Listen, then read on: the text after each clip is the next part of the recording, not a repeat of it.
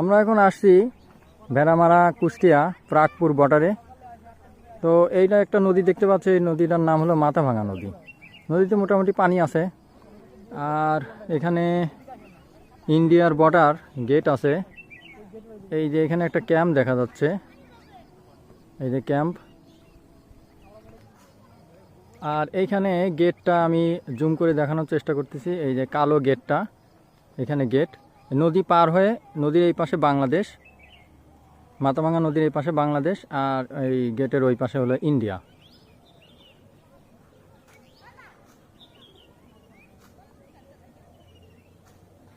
এই যে তার কাটার বেড়া দেখতে পাচ্ছি,